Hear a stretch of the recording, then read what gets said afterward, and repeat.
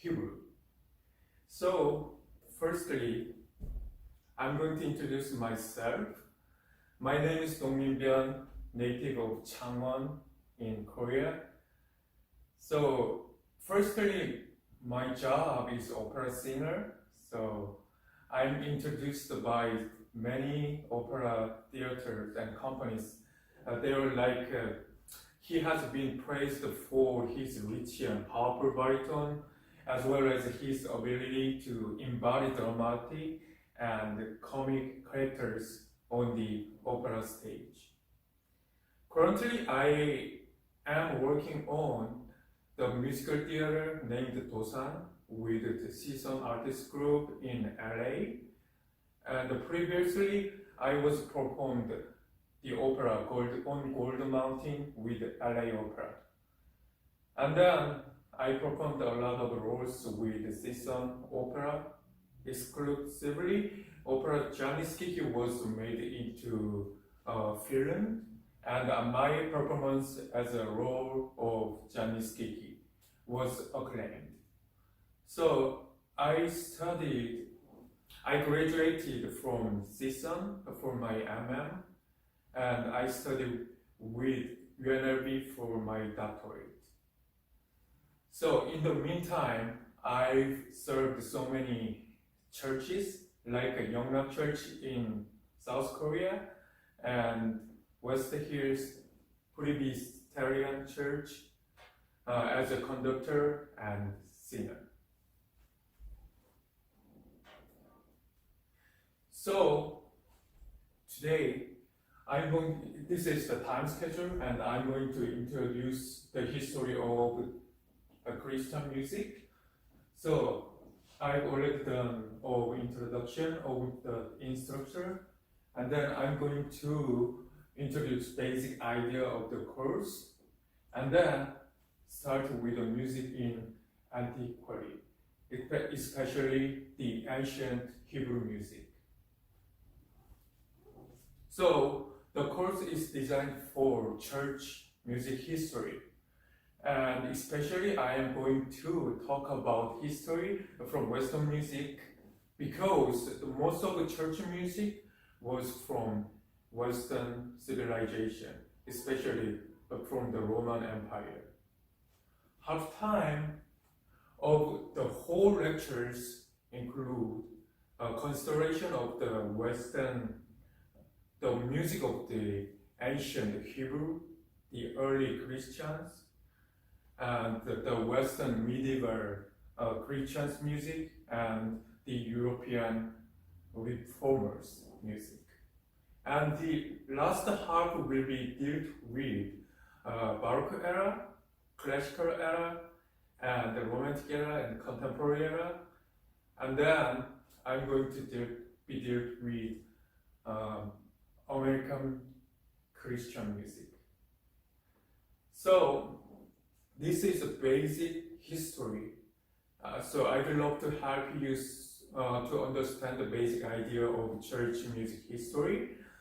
Therefore, I would like to use so many examples with videos and pictures. So please don't ignore the every videos, and I recommend you to listen carefully due to the beauty of music.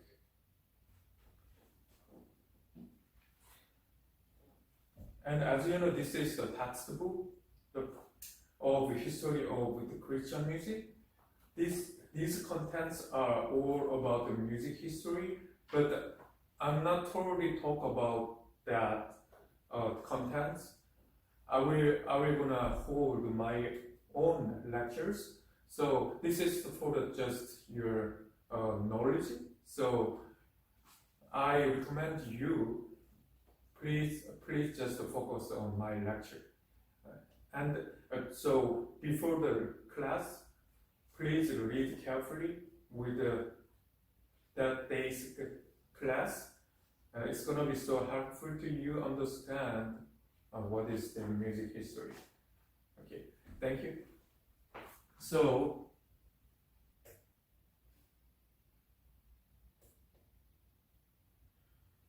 So I like to assert that this lecture is significant since the origin and development of the church music can make you have ideas about how much important church music is and figure out yourself to find a wonderful church music for your worship life. And also this lecture is planned to be helpful for ministers, the church musicians and the students. So from now I'm going to talk about music in antiquary. So the origin of music is historically unclear, yet it seems fairly concerned that early music possessed a utilitarian purpose above that of merely pleasing the ear, and that was connected with poetic recitation and dancing, usually in ceremonies associated with death, birth, mating, and religion.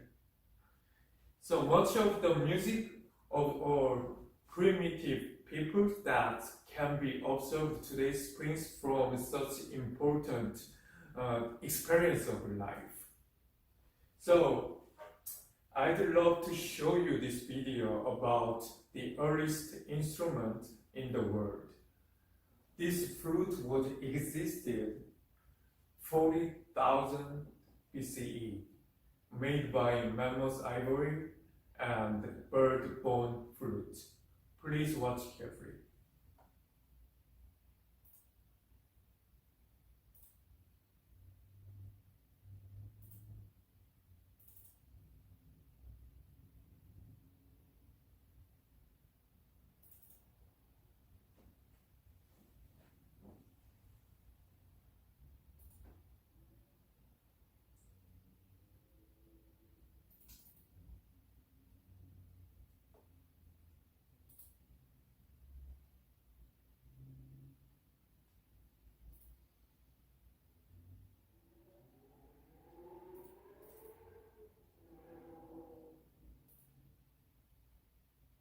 Flute is only one of 8 in all so far recovered from this area of southwestern Germany.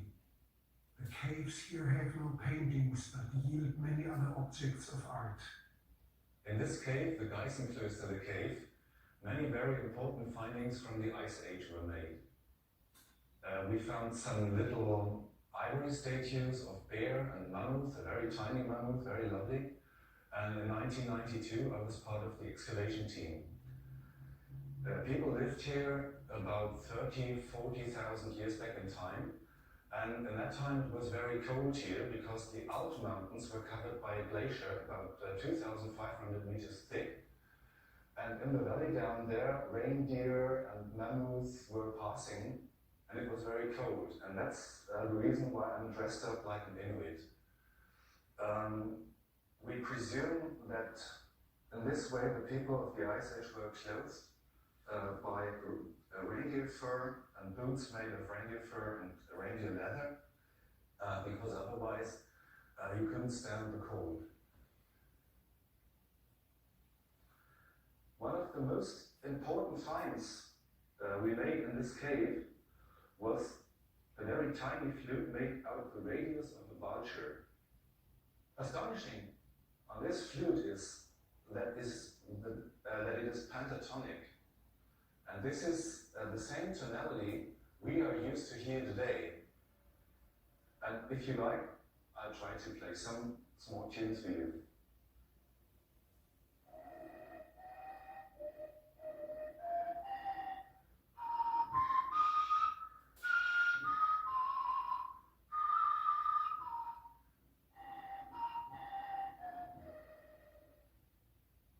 And when I first reconstructed the instrument and tried to play some tunes, I came across these ones.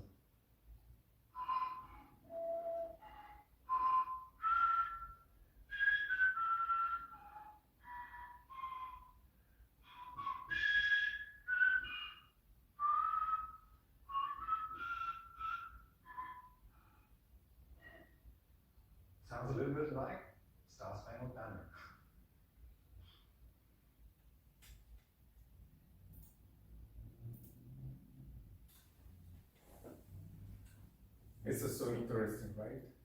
Yeah, it sounds like nowadays flute, the weak flute, but it sounds so gorgeous. So now I'm going to talk about the instruments at that time. So it may be that instruments rather than the voice were first used for making music. For all of the instrument families of today can be traced to early times. The earliest ones were the percussion instruments, like a drum. For among these in tribal use, there was gradually developed a large drum made of a hollowed log with animal hide drawn over the ends. So from this rough beginning, there eventually evolved the snare drum, cattle drum, and the bass drum, and another modern percussion equipment. So among early string instruments were the lyre and the zither, like the harp and the guitar. These were frameworks with 3 or more strings drawn across a shallow sound box. Later were developed the harp, violin, and the combinations of string and the percussion instruments such as piano and harpsichord. So among early wind horns were both reed and reedless instruments.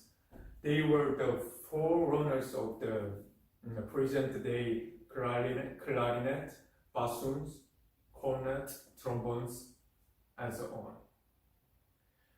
So about this picture is showing the ancient Hebrews instrument. The important things are never the upside over here. This is like a harp and the shofar.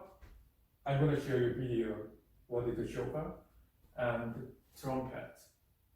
So these instruments are all used for the ceremony of temple. So now I would like to introduce this video regarding playing shofar, which sounds so gorgeous and so unique. It is ancient musical horn, typically made of a ram's horn, and usually used for synagogue services. Okay, let's enjoy the music.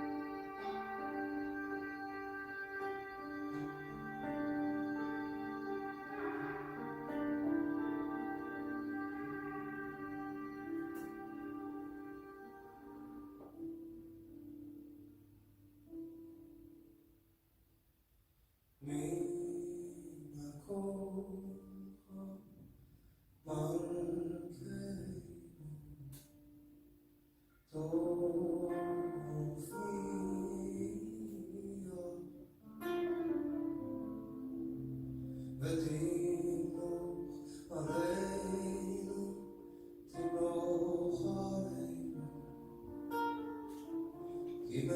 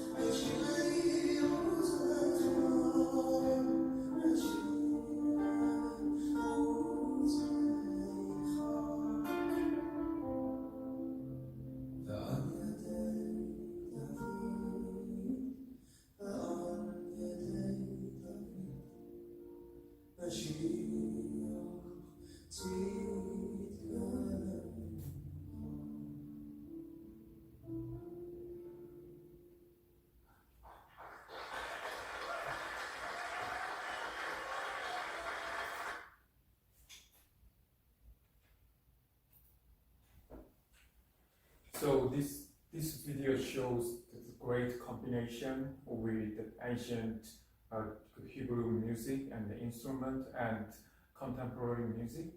It is so awesome. I guess most of you never heard that kind of music, so this is the good chance to listen a lot of variety music in the world. So I want to show you one more video about the navel. I mentioned that this is the most important instrument at the time for Hebrew music. So it is also named a lyre. So this function is like a hard sounds like that. So, but it is quietly different. So please pay attention to this video.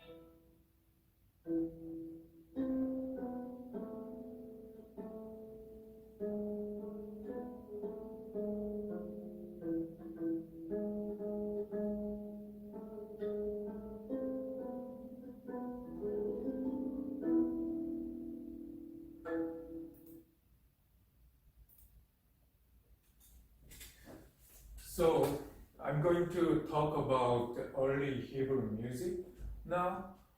Music is mentioned frequently in Old Testament writings and is shown to be an early activity of the Hebrews. Pretentious instrumental and vocal music for secular as well as sacred music was a popular part of the Hebrew life. At the first, the music was informal and spontaneous.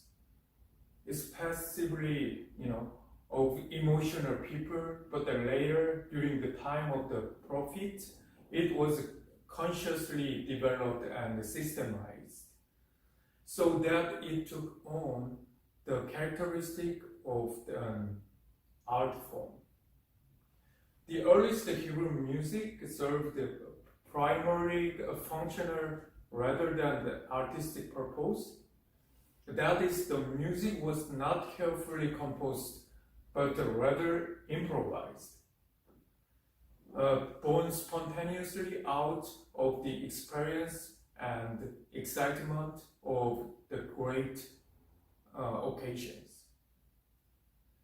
So one example of the song that the people sang along with Moses and Miriam in Bible in celebration of Israel's delivery through the Red Sea is perhaps the first earliest religious song of Hebrew record in Exodus 15 verse 1 to 21.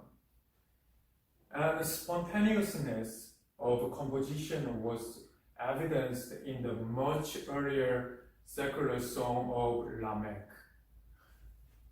This is Lamech said to his wives, Ada and Zillah, hear my voice.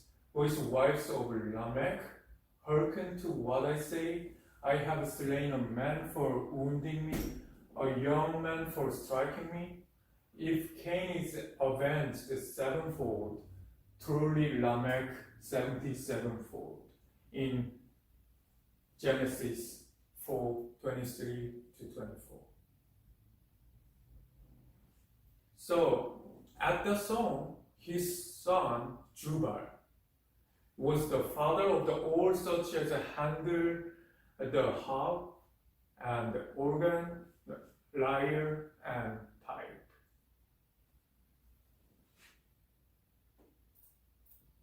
So this is the video could make you have an idea about that, how to play and sing the ancient Hebrew music. Even though it is not about the music of the period, I mean not in original ancient music, but it can make you can imagine about the Hebrew sounds.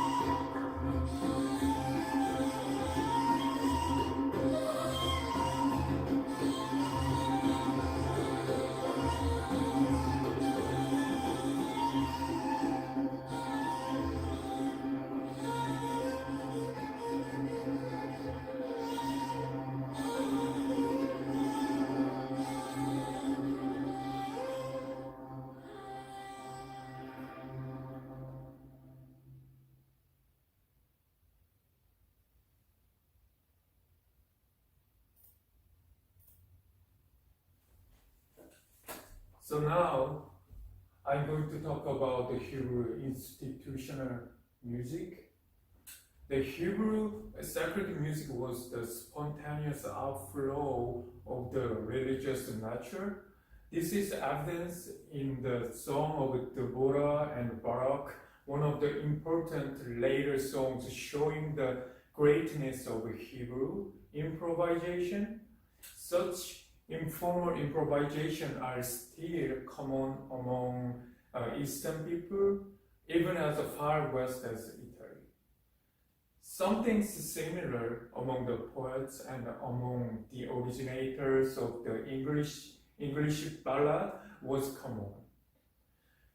Frequently, such spontaneous explosions have been witnessed among the Southern African American of the United States.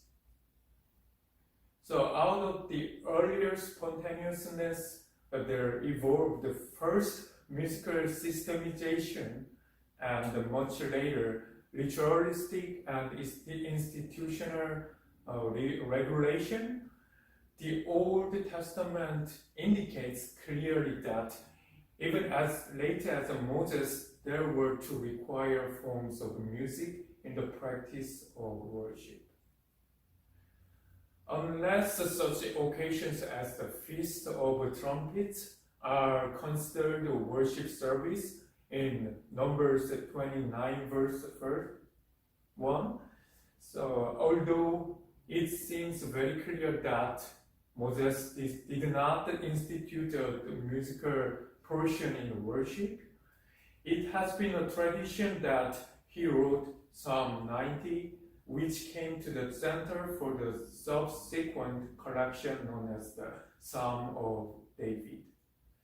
That Moses was educated musically is supported by Pillow, who wrote that in addition to being well trained in math and geography, Moses was well trained in the art of music. Moses, no doubt, had every opportunity to learn about contemporary music while he was a member of Pharaoh's household. The Hebrew finally came to inaugurate the process for giving certain people a special training for musical activities, especially in the later period of the temple.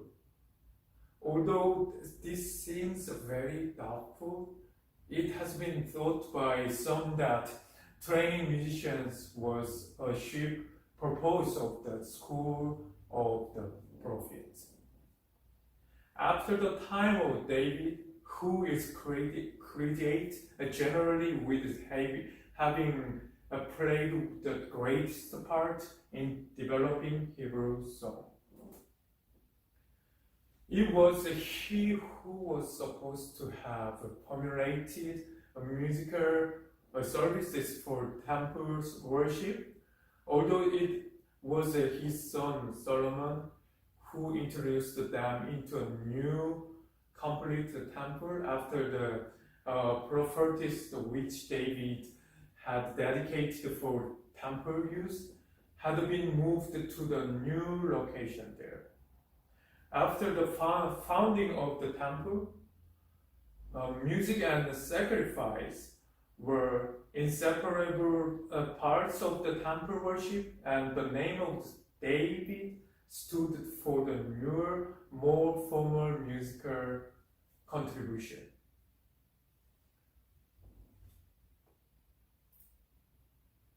So this video shows that the original 3,000-year-old music songs by Susan Hack Ventura. This sound is so gorgeous and so old, with sounds like totally like the ancient Hebrew, and also she used the old Hebrew language that can feel all the Hebrew spirit.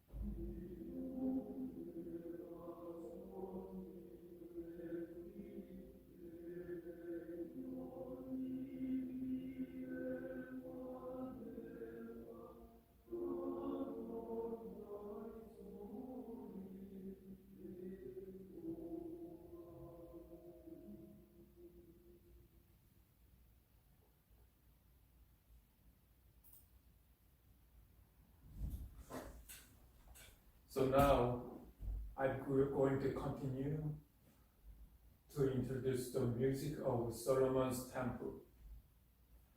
During the reign of David, when music came to its important and vital place in Hebrew life, it became the practice to appoint Levites by the thousands for the musical service. The Hebrews made the position of both the priests and the musicians inherent in the tribe of Levi. Therefore, the families of the priests or Levites performed in the musical service of the Lord. With the building of the temple by Solomon about 968 BCE, the music activity in worship was carried on essentially as David had planned. Large instrumental groups and singing groups performed in many of the temple ceremonies. Although there is no complete knowledge of the specific functions of the music in Solomon's temple, it is believed that song had as sure a place in temple worships as did sacrifice, except in time of disaster. It is known, for example, that the Levites sang without accompaniment or different psalms each day. Of course, today, since there is no temple, the priest does not sacrifice, nor does the Levites sing. But what is thought to be the same songs are performed still by the Orthodox Jew in his morning prayer. It is of special interest to note that women singers are thought never to have participated in the temple worship. References to worship women's singing in the Old Testament are always to occasions of singing other than in temple services. So, this is another video of the music of Solomon's temple. This video shows that music from the Solomon's temple will be played by Oxford University in 2010.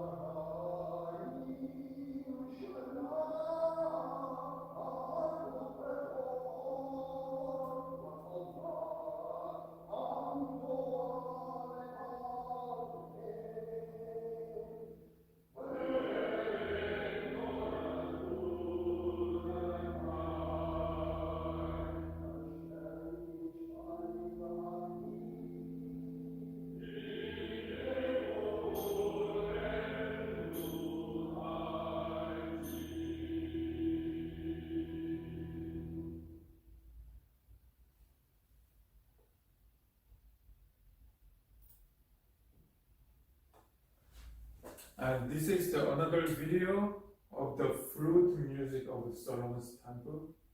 It is also so unique. So, and this prayer is also Jewish. So he plays their traditional music and instrument so well. So please enjoy this music.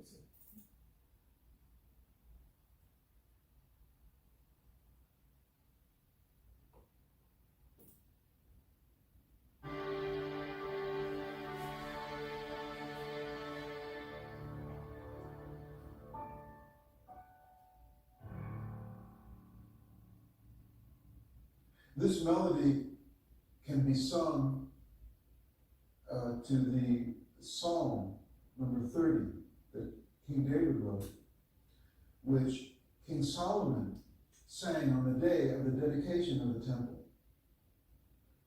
When Solomon had finished the temple and built it, and all the people were there for the dedication, waiting for the divine presence, the glory of God to be revealed, the prayers were not answered. And Solomon prayed again, all the people prayed, but the prayers were not answered, and the glory of God was not revealed. And then Solomon sang this song with the orchestra by his father, King David, saying that, please, God, with the merit of my father, King David, who wrote this song, please let your glory shine forth from Jerusalem to all of the world.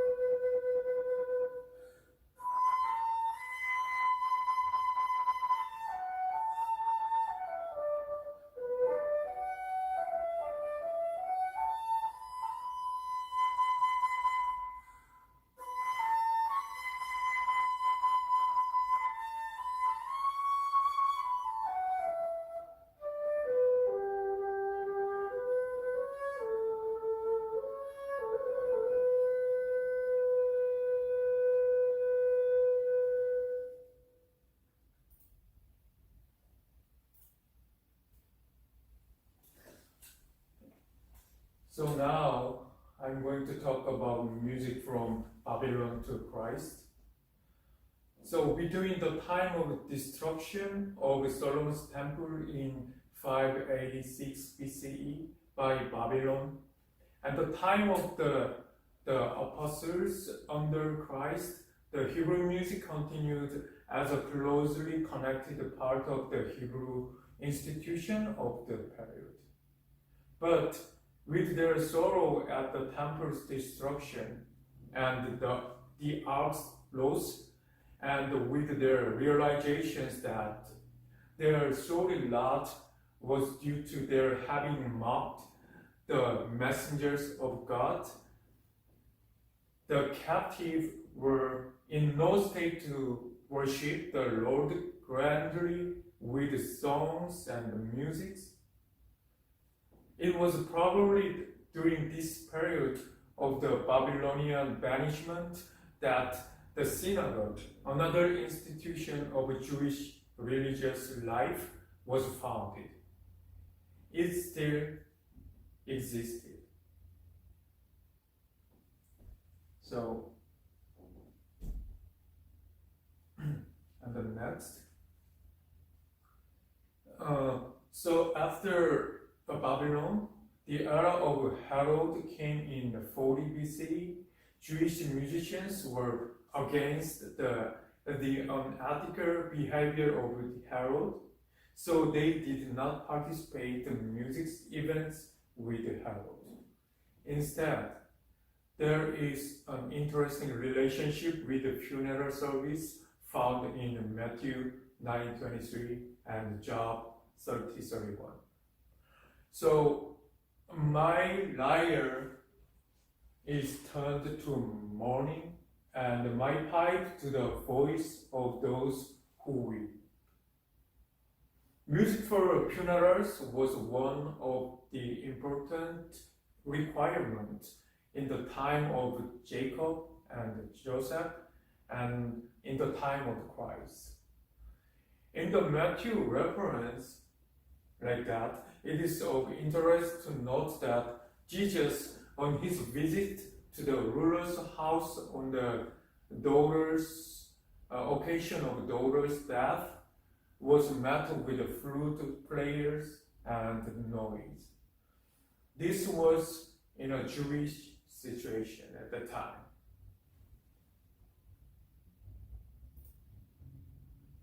So, this video is about the synagogue, the prayers that the music is still to sing in the Jewish Orthodox Church. So the traditional could be said from the after Babylon era.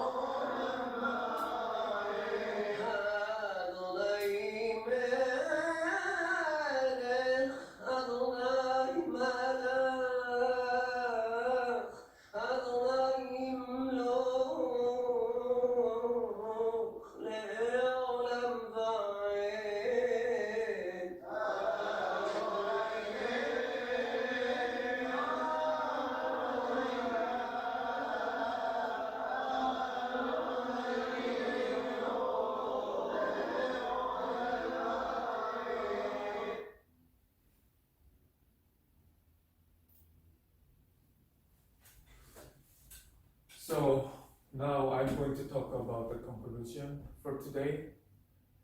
I am dealt with from the 40,000 BCE to the Moses and David, Solomon's, and the Babylons and the Christ era. It's all about the 40,000 years. At the time, so many things happened, but we don't know because we don't have enough evidence. But we can guess that their music were like this, and it is important thing is that they, even though they didn't have a good quality of the instrument or environment for the playing the music at the time, but they wanna praise God. That is most important thing. So from all that has been found about Hebrew music, it may be concluded that it is very ancient. That it was used secularly as well as religiously, and that in some of the religious ceremonies, its use was on the most elaborate scale. Although its organization and the systemization did not occur until after the Exodus. At the time of Christ, music was used in Herod's temple along much the same lines as in Solomon's temple. However, there was no such kind of musical service in the synagogue, probably for the reason that the synagogue served in a way as a reminder to the people of their former falling away from God and consequent banishment in Babylon. Since the Hebrew people looked with dislike upon Herod's support of the pagan games and the accompanying musical exercise, some think that the attitude of the Greek, the Jews, and the early Christians toward certain restrictions in religious music. So, next time I would like to introduce early Christian music, which is related with the Grecian culture and the European culture, especially with the Roman Empire. So, please read carefully with this book before starting class. And I'm thinking that I'm gonna use Zoom tool on my computer for making the video for you, because I need to show you more details with the videos and the pictures. So I'm going to try to use my